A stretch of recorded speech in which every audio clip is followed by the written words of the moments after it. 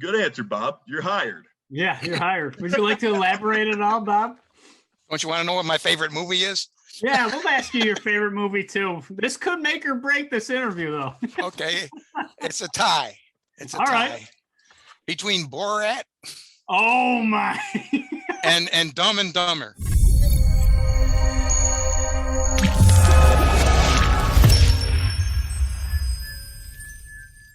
All right, Bob, you ready? Yep. All right, Ty, you ready? Just go. All right, let's have some fun. Timeout. Tyler, who are we taking a timeout with today? Well, thank you very much, Kevin. Ladies and gentlemen, children and kids of America, we have Bob Whipple, the CEO of Leader Grow, also known as the Wizard of Trust. And Bob, thanks for joining us today, this afternoon. Always love having awesome guests, and you've introduced us to a ton of leaders out there, Bob. But first, we want to know what Bob Whipple eats for breakfast every day of his life. Oh, that's easy. I got this from my dad, who lived to 102. He ate a bowl of Captain Crunch every day for the last 50 years of his life. And he said, that's how I lived so long. So I've been eating Captain Crunch. Yeah, all the nutrition out there, it's Captain Crunch. That will keep you going long after. All right, Bob. Well, I know you have a bit of a green thumb. What is your favorite plant that you have ever planted, and why is that such a different plant in your life?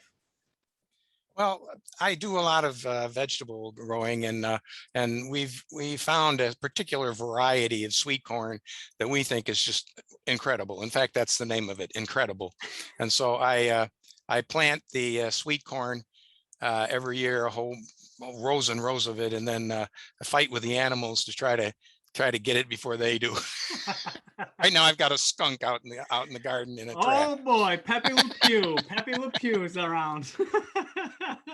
Well, I know you have a lot of tractors on that farm of yours out in Hilton. When you're on the tractor, what music, what song are you listening to when you're sitting on top of that John Deere? Oh, well, I sing all kinds of songs, but probably my favorite is My Back Pages from Bob Dylan. You know, crimson flames tied through my ears, rolling high and mighty tracks. Oh yeah, I'm a Barry huge Roger Bob McGuinn Dylan fan. One of the best lyricists of all time. Yeah, Bob, on this topic of music, what's the best concert you've ever been to? Four Tops. Wow. How many people were in attendance? And you don't have to tell me how many beers you had, but just how many people were there? Let's say more than 20. For both. I love it. So we're all Rochester guys here, and something Tyler and I staying on the food topic, and my stomach is growling right now. What's your favorite restaurant to take your wife out to? Maybe your anniversary dinner. Well, we have a favorite Indian restaurant that we like quite a bit, Raj Mahal. We've always enjoyed that quite a bit. We like Indian food and Mexican food and that kind of stuff. Oh, beautiful. I'm all about all the different countries and ethnic foods that we have. But Rochester, I'm from Elmira, small town. We had about 6 restaurants to now 600 restaurants of all different varieties. And well, we lived in Mexico for the first 2 years of our marriage. Oh, I went down there right after the wedding and worked for Kodak for a couple of years down there in Guadalajara. So we got used to the Mexican food. How's your Spanish? Muy biente. Whatever, I don't know. Bob, can you tell us what your favorite thing about Kodak was? My favorite thing about Kodak. It was an honor to work there because of our mandate was to preserve memories. That's what we did. You know, we were making film, but we were really helping people preserve memories. And I thought that was a noble quest. And what about memories was it sounded like it was in alignment with your passions, right? And your values. But what was your memories, or why do you think memories are so important to be captured on film? Well, not on film anymore, but now digitally. The idea that was very vivid that when if your house was on fire and you could only grab one thing to take it out, what would you take out? Well, you wouldn't take out the fire, you'd take out your pictures. Yeah. So true. So true. My mom keeps dropping these binders off with all these old photos. She's great. She's really organized. They're all organized by what year, even months, some of them. But photos are timeless. And I really hope that obviously I've heard about the people coming back to photos. I saw Polaroids. My mom bought my wife a Polaroid camera a few years ago. And I was like, holy cow, these things are coming back. So, but you had a journey over at Kodak, and it's kind of led you to starting your own consultancy practice, Leader Grow.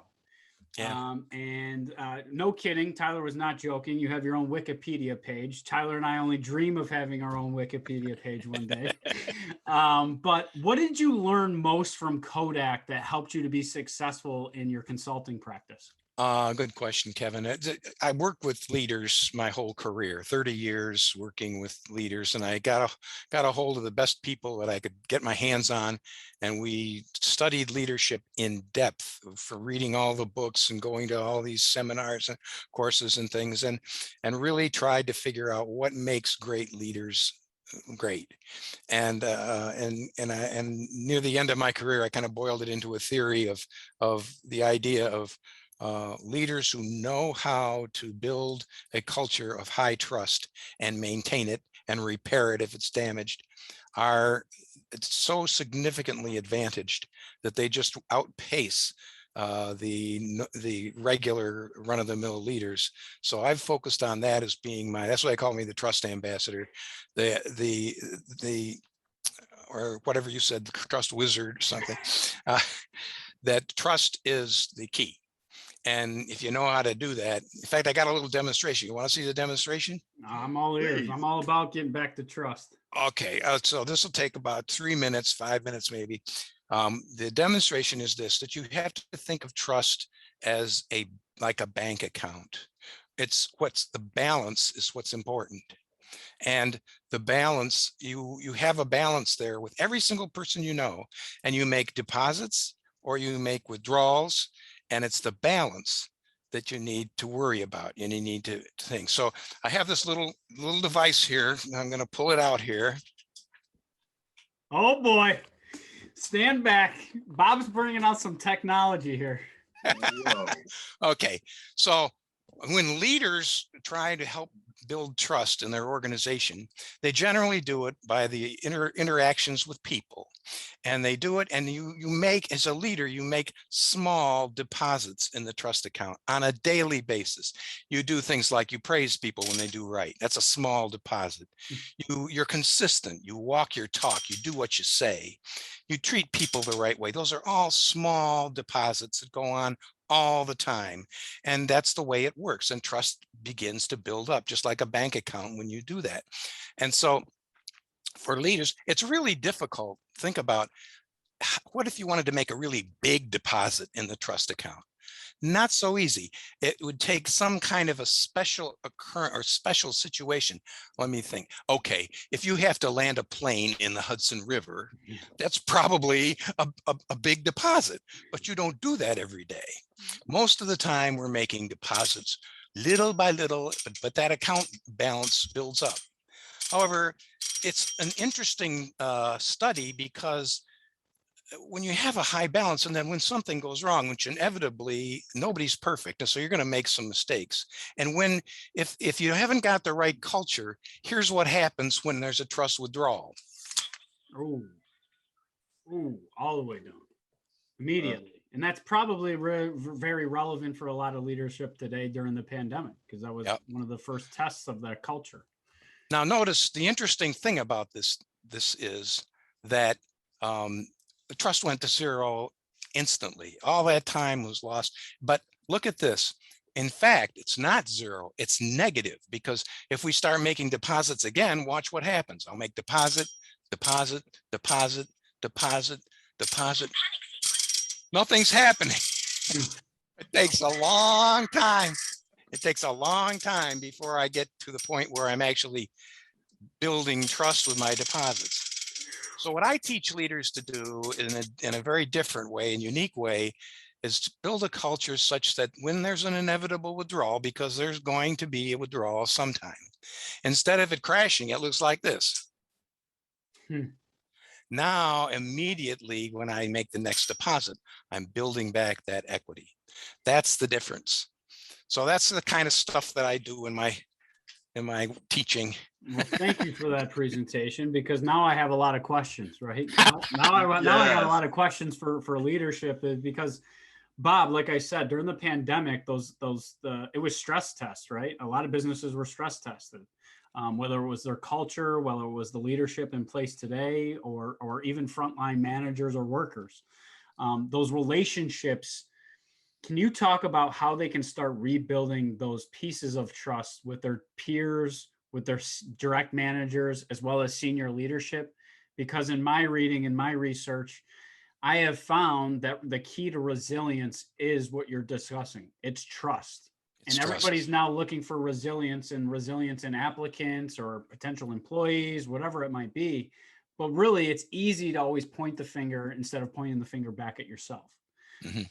So how do they do that? So what I try to teach leaders is that I have a little saying, the absence of fear is the incubator of trust. Trust will grow almost spontaneously if there's low fear in an organization. So what you need to do is teach leaders how to conduct themselves in a different way when the chips are down. And let me explain to you what I mean by that. Every leader, and I have a lot of fun with these things. Every leader wears a button around all day long that says this: I am right. And what it is it you know my old manager? No, just kidding. It says that if I'm a leader, everything I say and every decision I make and everything that I write is justified because it's the right thing to do according to my brain. So therefore, I'm kind of wearing this button around all day. I don't actually physically wear the button, but that's the essence of it. And so if Tyler is working for me and I say, okay, we're going to cut out overtime for a month here, we just can't afford to keep going the way we are. And Tyler says, Bob, how is that consistent with our value about treating people with respect and dignity? Is that consistent with our value? And so Tyler is basically saying that I'm not right, but I believe that I am right. So therefore, my body language to Tyler is going to be something like this. Let me explain to you what you don't understand, okay? And I'm going to come at him in a negative or punitive way in which he's going to say, Jesus, I shouldn't have brought that up. And he's going to be punished. What I teach leaders to do, and I have a lot of fun. If I have 20 leaders in a room, I pass these out. Everybody gets one of these to take home, and everybody wears the button. Now, so if I'm a leader and Tyler says, you know, Bob, I don't necessarily agree with that right now. I don't think that's the smart thing to do. It's not consistent with the value that we said. Oh, now I change my body language. I have to see the invisible I am right button that Tyler's wearing and realize that in his mind, what he's saying is the right thing to advocate. So I need to change my body language from this to this. Wow. I wasn't seeing it that way. Don't tell me more. Let's talk about that, because I really didn't see it as a violation of our values, but you do. So let's talk about that. And my objective, and this is what I try to teach leaders, this is the fundamental thing, that whenever someone says something against what you think is right, your comportment, how you handle that conversation, you handle it in such a way that when the conversation is over, Tyler goes away saying, I'm glad I brought that up. If he does that, if I'm managing the situation, and it doesn't mean I always have to acquiesce. It means I have to listen, respect, consider, maybe get more input, whatever, but I have to make sure that when the conversation is over, Tyler says in the back of his mind, I'm glad I brought that up. If I can do that, trust begins to grow. And it not only just between Tyler and myself, but everybody else in the room too. Yeah.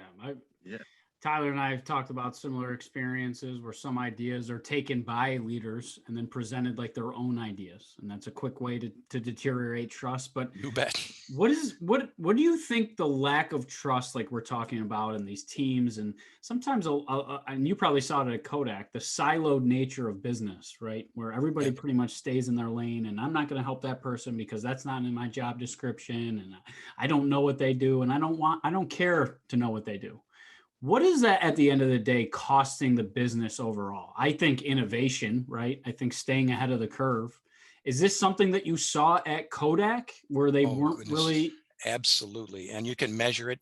My estimate is that at least twice the productivity if you can increase in trust greatly. Let me give you an example. I had a phone call one day. I'm sitting here in my office. This is my office. I'm sitting here in my office. I got a phone call from the chairman of the board of a local company. And he said, "Bob, can you come over and talk to me? I need your help in this company. These people hate each other. They're going to tear each other limb from limb. I wouldn't be surprised if there's a homicide over there. This is unbelievable." And I said, "All right, I'll be right over." And so I started, and I went and I interviewed the top, let's say, dozen executives in that company. Figured out what the problem was. It wasn't rocket science. They couldn't see it because they were too close to it. But I figured out what the problem was, and I came back and I said, "Here's the problem. Here's the solution."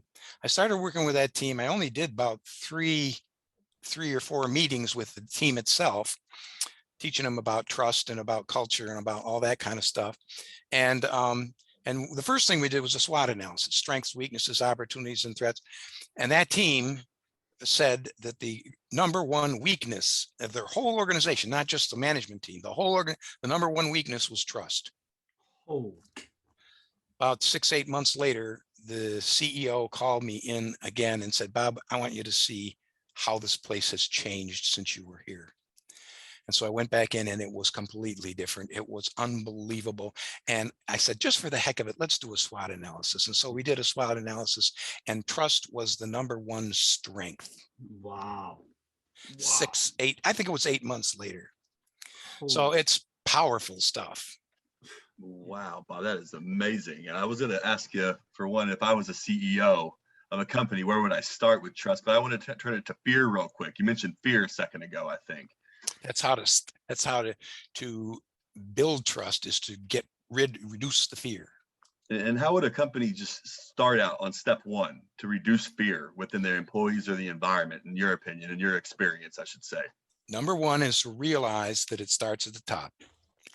If you go into an organization and the culture is not good, inevitably, I'd say 99% of the time, it's not they'll say, "Well, the salespeople don't get along with the marketing people." And the problem is staring you right in the face, because it is the attitudes and the policies set up and endured by the senior most leader that cascades through the whole organization. So you start at the top, you work at the top, and basically you try to convince them that they don't see it yet, but the problem is originating with them. And we can change that if they'll agree to at least give my methods a try. And, for a few months, just try work with me a little bit and see what happens. And they come back and they're, "Oh my God." There was one company down in the southern tier when I went down there the first time, and I met with the CEO and the senior HR manager. And when I went in the plant, it was a low trust situation, and they were all at each other's throats, and everybody hated each other. And the parking lot was almost empty. I went in at 10 o'clock in the morning down in Horseheads, and the parking lot was about quarter full. And so I worked with them for 2 days, and just getting them a better strategy. They didn't have a good strategy at all. They weren't organized, and they had low trust, so they weren't going anywhere. They were going out of business, basically. And they called me back about 5 months later, around Christmas time. They said, "Bob, come on down here. We got another problem." I said, "What? I thought I was there a few months ago. What happened?" They said, "Well, we got a problem, Bob." And I went down there and I rounded the bend into the parking lot, and I could not find a parking space. The place was jammed full of cars. Their problem was they couldn't scale up fast enough. They were just going crazy with orders. Wow. Wow. And it's Completely different. and it's so simple. And to kind of continue to, I guess, poke at that fear question, right? Because a lot of the leaders that we've interviewed and a lot of the leadership experts like yourself that we've talked with, everybody keeps going back to that word ego, right? And I think, what do you think the series of events and for self-reflection, right? If I want to look at myself in the mirror and really understand who I am as a person and what I want out of life, and to do that ego work, what comes first? To get over the fear, or work on your ego to then overcome fear to then build trust? What do you think the series is? You have to be smart enough to realize that there's a better existence. If everybody's at each other's throats and productivity's in the toilet, and customers are going away and their quality problems, all kinds of stuff going on, that's all easy to turn around in very short amount of time if you can get the right culture. So what I work with CEOs is I say, are you happy with the way things are? Is this good? Or could things better be? And if so, I can show you how. I mean, I've done it, and I've worked in 130 different companies around here, and it's not always as dramatic as that, but it's very easy to double productivity in most organizations. Wow. And just getting back to what we learned in kindergarten is what I always say. It's like so funny. It's like we were given the tools right out of the gate, and then somehow over the years we all lost them, and it was all about me. And that's what you gotta be smart enough. If you're the CEO, if you're the senior leader, you got to be smart enough to get down off your pedestal and think about how people are viewing you and what you're leaving them with. And once you can convince them to at least give that a try, they give it a try, and then all of a sudden the light bulb goes off. Says, wow, this is a whole different way of existing. And it's not only, here's the deal. It used to be stress, stress, stress, grind, grind, grind, problems all day, come just up to here. And then all of a sudden, leadership is a blast. Yeah. Leadership is fun. And I can relax. And by the way, I don't have to worry about spinning everything correctly. Once we have trust, if I make a mistake, they're going to forgive me. But if I don't have trust, and I say something even just a little bit off, they're going to pounce like a snake right on me. Oh, yeah. Like that skunk out in the garden. Yeah, don't go out there yet. I'll bring the crossbow over. Maybe we'll. But one thing that you just said that really is that communication, right? Because I think businesses and leaders suffer from paralysis from overanalysis right now, right? There's so much information out there during times of stress, during times of the pandemic, and they're not sure what tomorrow is going to bring.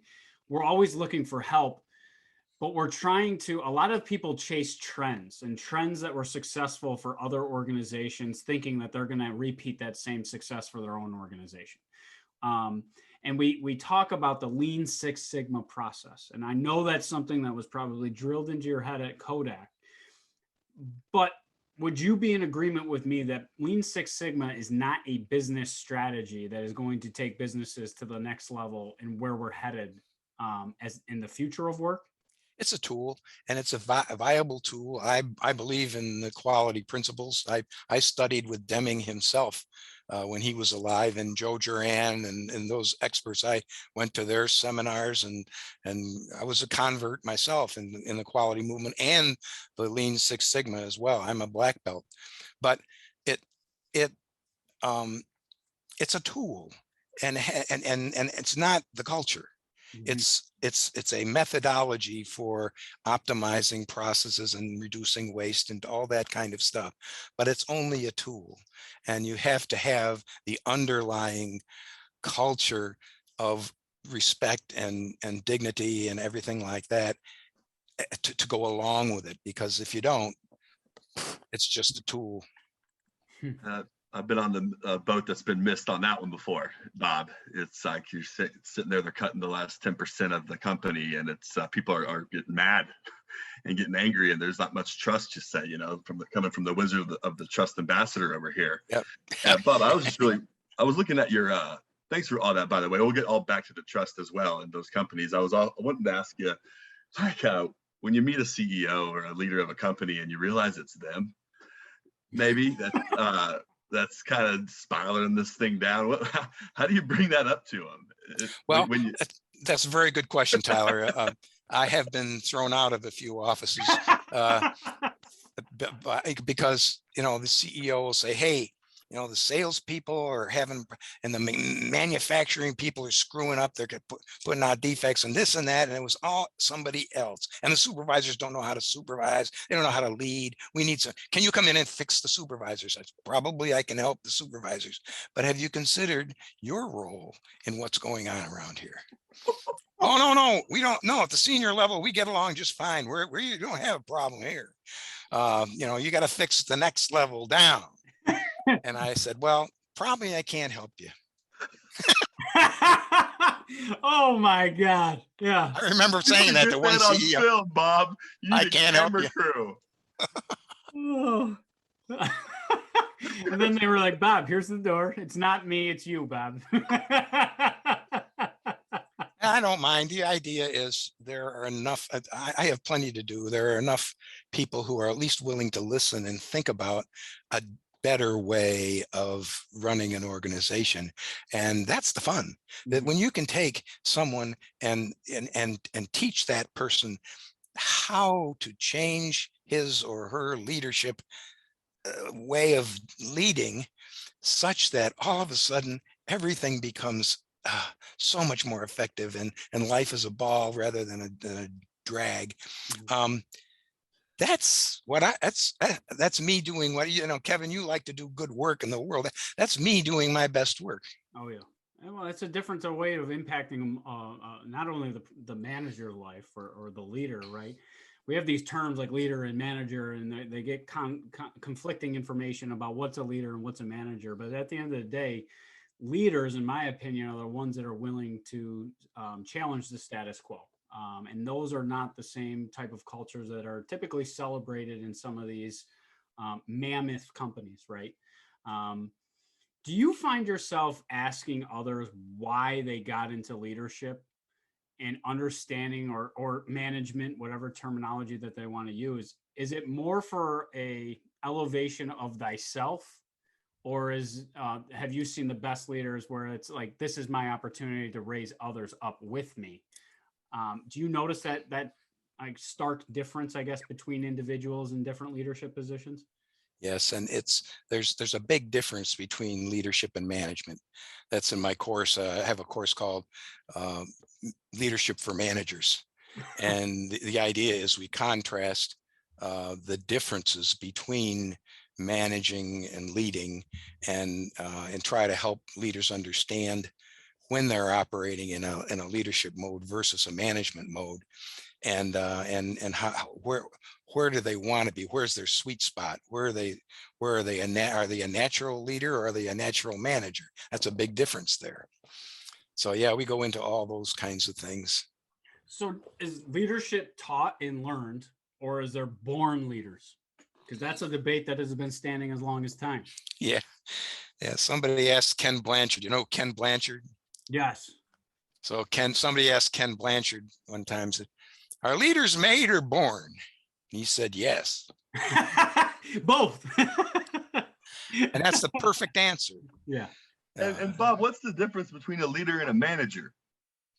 Well, managers are trying to they want everything to be perfect. They want to clone they want every process to work. They want the people to get paid on time. They want everybody to be there. They want no quality problems.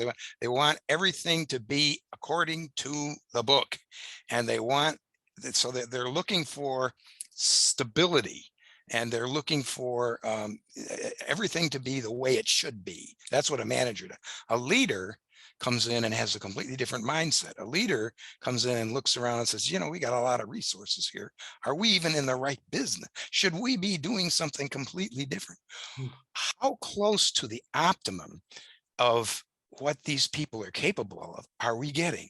And believe it or not, my estimate after studying it for many, many years is that most organizations get around 30 to 35% of the capability that's sitting there in front of them.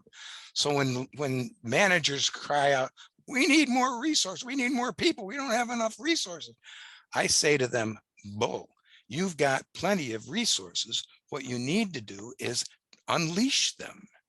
That's what the Vaneriks were talking about. Unleash them and make them want to be.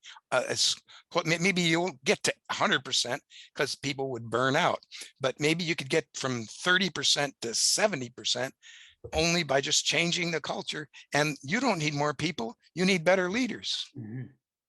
So powerful. And the stat that you said, 30 to 35%, I think that goes firmly in the alignment. Same with Gallup, but 33% of people are fully engaged. And that number has not changed over 15 years. Very stable. Yeah. Yes. Impressive. That's powerful that you've even seen that in your work. Talking about identifying leaders, right? So a lot of organizations right now have a lot of challenges with succession planning. It's challenging to bring new people into the doors. And this idea of promotions, obviously, is a way to keep individuals a part of the organization. I have seen it in my life, and I'll speak for myself, but sometimes I am in awe by who we are promoting, whether it's a company or whether it's another company. What is your words of advice for leadership as they're trying to select the next generation of leaders for their organization? What should they be looking for, and what traits or characteristics? Because skills can be trained, but these things that you're talking about can be also, I guess, sharpened with your support and your information. But what should leaders be looking for, like CEOs, if they're going to tap somebody on the shoulder and say, you're the next man up or woman up? What should they be looking in that particular individual for? Okay, so the answer is potential, but let me tell you a little story that'll illustrate this, because you tend to misjudge the capability that people have. There was a woman that was working in a production department, working for the department manager. The department manager was named John. I won't name the woman because I don't want to get in trouble, but she was a pain. She was always negative, a negative Nelly on everything that we were suggesting to do and trying to do and optimize processes and things. And she was down on everything. And she happened to be a natural leader. That is, people listened to her. So sitting in the break room, she did a lot of damage on a daily basis, saying, "Oh, those bastards, they don't know what the hell they're doing." And she was so extreme. She walked up to John one day, pointed a finger at his nose and says, "You got no right to be in business." Now, that as a person, that she was a quality operator and on a machine. And but I said, wait a minute now, is the problem her or is it me? And it may be me. Maybe I adopted this woman. She never knew that, but I adopted her and spent enough time getting to know her background, her family, what she liked and didn't like. And I found out the reason why she was acting out. The reason she was acting out is she was abused by her previous manager. Not John, but the previous manager. She was abused and just harassed and all this kind of stuff. So I began to find out what does she dream about? What would she love to be and do and have? And so she started sharing some things that she would like to be able to do this and that. And so we found some roles for her that were a little bit higher in the organization and said, "Would you like to give this a try? We'd like to have you try to do it. We think you're capable of doing this." And she said, "Oh, that would be fun. Yes, I'd love to." And she started to turn around. And within 6 months, she was a totally different person. She was a natural leader, so people listened to her. Okay. And she had all the capabilities that were there, but it was being hidden by this abuse that had happened, and nobody was paying attention. Everybody was down on her. So therefore she was down on everybody else. Well, as soon as we started, then we said, jeepers, you've done that so well. How would you like to be a group leader and run a little group? And so she said, I'd love that. That would be wonderful. And so she did that, and she did it so beautifully that we actually promoted her to supervisor. We made her a supervisor, and she turned into one of the best supervisors I ever had. This same woman, just 6 months later, just finding out, just unleashing the potential that's in there. Mhm. And so that's Taking the time necessary to identify that. That's the fun part of leadership. There's potential there. Find out why is this person acting out all the time, and give the person more of what they really are looking for in life, and watch them blossom. Wow, powerful. And that I talk about the needs of that one-on-one relationship today. It's not a group methodology anymore. It's really that individual relationship between the leader and their subordinate or their employee or peer, whatever they want to call them. She retired. I would have made her a department manager. That's just an incredible woman. That's a great story, though, as a reminder that you can't judge a book by its cover. And we talked last week with Dr. Jones and talked about making those dangerous assumptions sometimes. If we assume something and somebody's miserable, it just must be them. Not understanding what's behind the curtain is a lot of other things are going on. What is one of the most important things that you think a leader, if they were to start their day every morning, how do you start your day to get into this mindset of having fun and making a difference? What would you say? What do you tell yourself in the morning? And then what would you tell leaders that they too should be telling themselves as they're looking in the mirror headed into work? The whole, are you doing what God put you here for? Are you doing what you're your best? And so I wake up every morning and open my eyes and say, this is terrific. I get to do what I do best and what I'm good at. And so that starts me off on a good thing. And that's how I do it. That's how you kick life's butt every day, Bob. That's why you're a big mentor of mine, because and that's why Tyler and I got attracted to each other. It's just finding people that are positive. I think, like you were mentioning, when you're down and the cards are down, it's easy to be negative, right? It's easier to be negative, but that negativity kind of snowballs into something, and then it becomes its own animal within the organization, and then you lose total control. Oh God, Tyler, what do you got, brother? Yeah, Bob, at what age or where were you and about this whole trust ambassador thing, right? Where were you when you just sat there and you said to yourself, I'm going to be the trust ambassador. I know what makes organizations tick. What experience did set you off so bad or so good for you to understand the real meat and potatoes of why a business runs on trust? Like, where were you? Why? How? Okay. When? Okay, so it was late in my career that I came upon the realization. And what I did, I had for the last 10 years of my career, I was what they call a division manager. So I had a couple thousand people reporting to me. It was a big organization, and so all the department managers and myself were all very interested in this commodity of leadership, and so we studied it a lot, and we kept notes about what works and what doesn't work, and what techniques there are, and different styles and things like that. And I remember sitting at my desk sort of late in my career, maybe a few years before I left, and I wrote on 3x5 cards a bunch of the different characteristics that we had come up with in various workshops and things like this. And then I started doing an affinity diagram where I started, this is similar to that, and this is similar to that. And I started making piles, okay? And I noticed that there was one pile that was getting very big. And then what you do, and when you do an affinity diagram, is you say, well, these are all related things. What are they related to? What's the common denominator there? And the word trust just jumped out. And I said, okay, so that's the center point. That, because if you can get that right, then that's all the rest of the things tend to fall into place and work. If you don't have that, you can work like crazy on all the other things, and you're not going to get too far. So that became the revelation. And I said to myself, gee, I've discovered this through years of learning. Why don't I go out and teach it to others? That's powerful.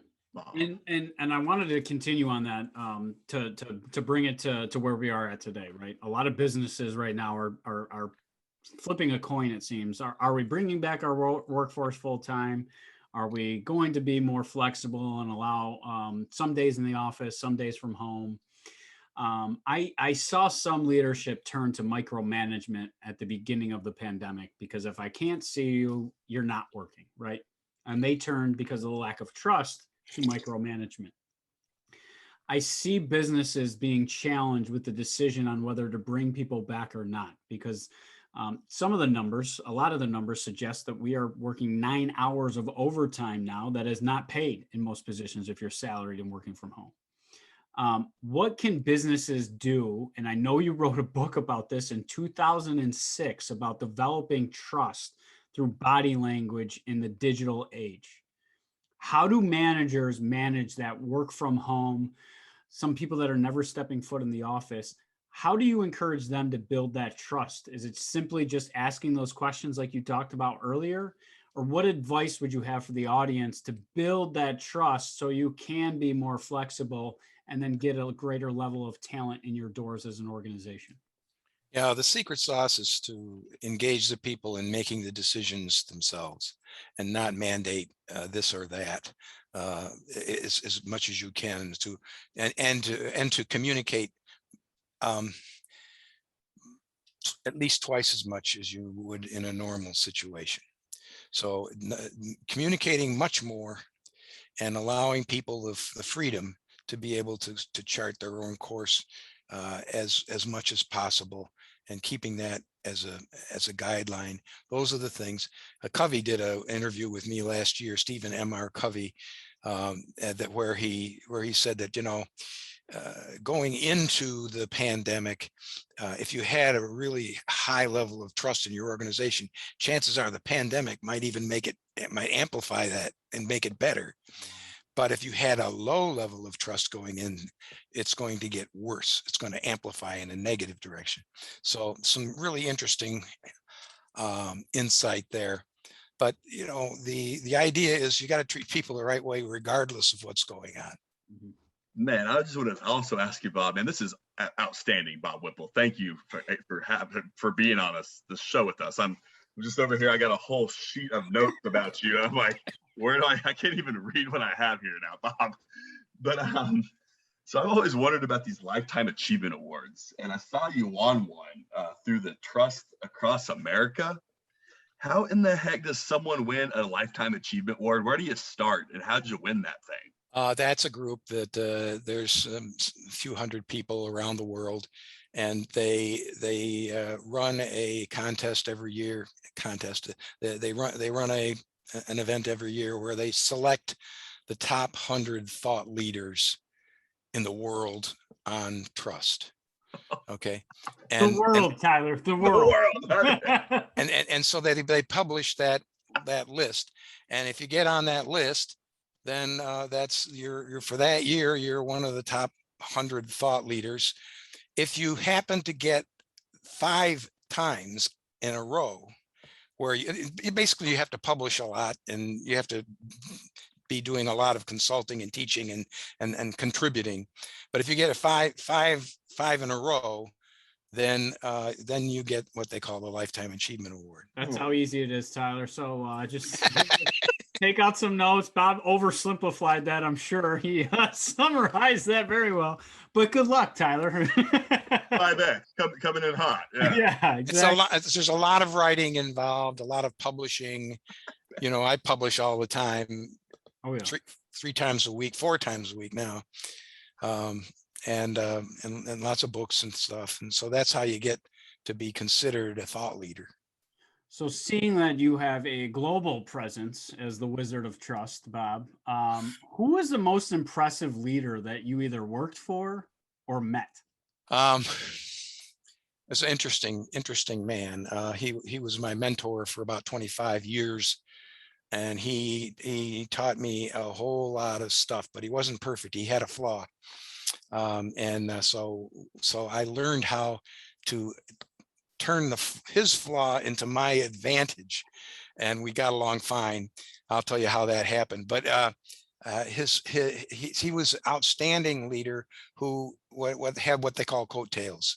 He was in a maybe a department manager level when I joined the company, and he became my mentor just because we got along great. And I said, he's got coattails. You want to follow this guy because he's going to go boop, boop, boop, boop. And he did. He went all the way to #2 in Kodak. The only the bad habit that he had was he liked to micromanage his manager, the people that reported to him. He liked to micromanage him, tell him what to do, and have you done this? And okay, so I knew that. I knew he had that reputation going in, and so I did two things right up front. Within the first, let's say, 2 months of when I was working for him, I did two things. One was I basically anticipated what he might be asking me to do next, so that when he said, have you tried this? I say, yep, I did that yesterday, and here's the result. Okay, so I always had an answer for him ready. He couldn't stump the band. And the other thing was I over communicated. I communicated so much that when he never had to wonder what I was up to, because I was always telling him what was going on. So after about 2 months of this, he just left me alone for 25 years. And we got along great. I can't tell that guy anything he doesn't already know. What was the most influential book you've ever read? I know you've written a few, but what was the one that really, I guess, opened your eyes or connected a number of dots for you? Well, there's many. The Speed of Trust is a big one. I like the one that Vanerick's wrote, the Triple Crown Leadership. I think is a very, very well constructed book and very astute. So that's why Vanerick's and myself are good friends. They were a blast, father and son duo there. If you missed it, it was a few episodes ago. One of the things that I wanted to ask you in a dream scenario, right? You could have retired 10 years ago, 15 years ago. Why do you continue on this mission? Having fun. Bingo. Thank you. That's what I had. You hear that, everybody? It's all about having fun. It gets you off the rat race. And I think that's what people are waking up to. Why do you think it's such a challenge right now, Bob? We're calling it a labor shortage. There's 7 million people on the sidelines waiting for work. At first, it was the federal dollars that were keeping people away from business. Why are employees why are the civilians or citizens of the United States not coming back in droves to the business? Okay, let me tell a story that illustrates that. I'm walking with the department. I was an assistant department manager early in my career, and I'm walking with the department manager down the hall in the manufacturing area, and I saw an inspector that's supposed to be looking at film inspecting, and he had his head down. He was sleeping on the job, and I said, "You see that guy? That guy is he's a nothing. He's got no ambition. You got to light a firecracker under him to even get him to have lunch. It's unbelievable. He has no initiative, and he's just a slug. And we ought to get rid of him. And we're probably going to do that." And my manager's name was Nori Platt. He really taught me a lesson that day that I'll never forget. He squared up right in front of me, said, "Bob, you're right. That guy is a slug here at Kodak. He's a nothing. But I am the fire chief of the Irondequoit Fire Department. And that young man happens to be in that fire department. And you should see what he's like when he goes through the door of that firehouse. He's a ball of energy. He volunteers for stuff. He's got initiative. He comes up with ideas. He stays late and cleans things up. He's just an amazing, amazing young man. So, Bob, you tell me, who's the problem? Is it him or is it you?" We all have a lot of reflection and self-reflection. And I think the pandemic, I talked about it earlier, is time. It gave time back in our days. It gave us an opportunity to step out of the woods and view the trees, and really have an opportunity to learn more about ourselves than when we're on the roller coaster ride of life, I think. Yeah. And sometimes, But if we want to bring people back, we need to find out what lights them up. yeah, it's not as I think you would agree with me then. The sign-on bonus is probably not an effective tool. It might help a little, but it's not really, it's not going to do the job. Exactly. Well, Bob, I know I've learned a ton from the Wizard of Trust today, more so than I've ever known about the subject of trust, and really give our audience, I hope, some tidbits of advice to rebuild those building blocks, so they don't fall the next time that we go through the next challenge. I mean, we're seeing in the news that maybe the pandemic's coming back. We're headed right back to the shutdown. Exactly. But the companies, like you mentioned, that had already fostered that type of culture internally, and it's not the ping pong tables. It's not the kegerators that they have in the office parties. It's developing those relationships and trust. There is no easy button. That's what I learned from you today. As we're closing out in our funny show here at the end, we love to ask the stereotypical interview questions. Now, I know it's been a long time since Mr. Whipple has been interviewed, but Tyler, we have this new applicant, Bob Whipple. He calls himself the Trust Ambassador. What question do you have for Bob before he decides to come and work for us here at Timeout for Leaders? Thank you very much, Kevin. Bob, thanks for interviewing here at Timeout with Leaders. Bob, I was just wanting to know, what makes Bob Whipple happy? Helping people grow. Helping people grow. Well, good answer, Bob. You're hired. Yeah, you're hired. Would you like to elaborate at all, Bob? Don't you want to know what my favorite movie is? Yeah, we'll ask you your favorite movie too. This could make or break this interview, though. Okay, it's a tie. It's a all tie right. Between Borat. Oh my! and Dumb and Dumber. Borat, Dumb and Dumber. So you like comedy? That's good. That's good. Well, something that I always want to ask people that are so in alignment with their passion, their vision, their values, and getting to live that out every day is fun, right? If Tyler and I had the ability to write you a check and you didn't have to work ever again, and you could not use this money on yourself at all, and the check was made out for about $22.5 million, let's say, what are you doing with that money? I'm donating it to help make our community stronger, more equitable. So I'm trying to help maybe Black businesses, maybe invest in some Black businesses and help them survive. That's what I'm doing with the money. I love that. I love that. And that's the best way to bring back our community that we all went through when we're all hearing terms now like PTSD and all this other stuff, because we all went through that shared experience. But I love that, Bob. And I'll have to talk to Tyler, but I think you're hired. Well, when do I get my check? That's yeah, that's made out in Captain Crunch, pieces of Captain Crunch, actually. So nothing monetary, just I'm going to show you something here before we. He's got a box of Captain Crunch, doesn't he? Yeah. Oh, it's the captain. And it's Bob Whipple himself. This is a picture of my father. Oh my gosh. Is he the original captain? Is that what the cartoon was all about? It actually was your dad? Is that what you're saying? When he turned 100, the people that make Captain Crunch did a big certificate for him. And he got a letter from the White House. Oh my gosh. Well, thanks for that fun story too. Bob, I just want to say thank you. Thank you for all the important work that you're doing, because when you and I have had other conversations off camera or off microphones, you really were able to pull out something that I could never put my finger on. And now that the cat's out of the bag, anything that we can do to help support you in your mission of trust. Thank you for accepting to be on the show with us and sharing your insights with our audience. And I just wanted to say thank you.